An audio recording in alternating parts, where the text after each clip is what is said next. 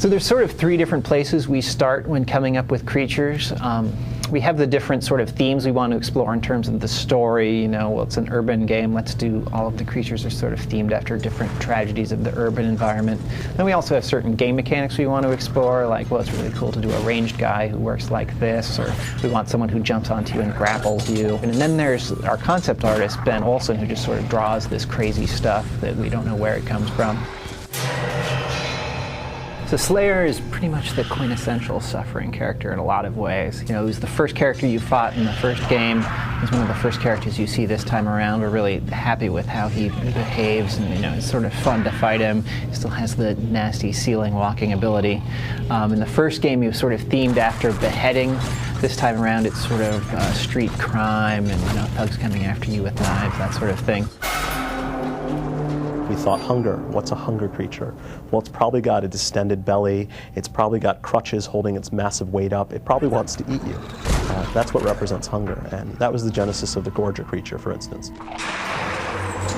So the Burrower is back from the first game, but he's taking a significant upgrade. He's a lot better looking, he's a bit tougher to fight, and he crawls around underground, burrowing little trails until he spins up and attacks you. He represents, you know, the death and construction that occurred when bridges and buildings were being constructed and people were buried alive. The mainliner in this game is sort of themed after drug abuse. In the last game, he was themed after lethal injection. And I remember thinking, well, what's it like when you get a lethal injection? I guess it's all these needles. How can we work needles into the creature in some way? It sort of leads to this sort of gimpy character who crawls along the ground and has these prickly things coming out of his back.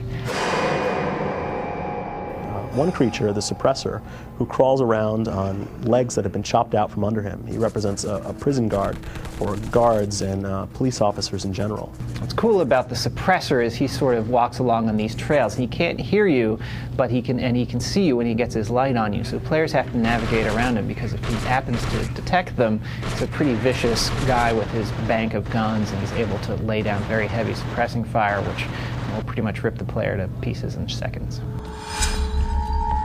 Our Arsonist creature, which represents death by burning and setting fires in the city, jumps out of burning buildings. You as a player have to think every time you come up to a burning building, is an arsonist trapped in there waiting to attack me? The Triggerman is themed after gun violence in the urban environment. He looks like a corpse who's missing part of its head, and it sprouted these legs that turn it into sort of arachnid creature. And then each of the legs also has a gun mounted on it, so it's able to rear up and lay down this heavy fire on you. It's a very intimidating creature. So the Mauler is actually closely connected to Copperfield. He's sort of this dog creature with a human head and a knife coming off of it. He represents the pack of animals who Copperfield used to hunt down the slaves.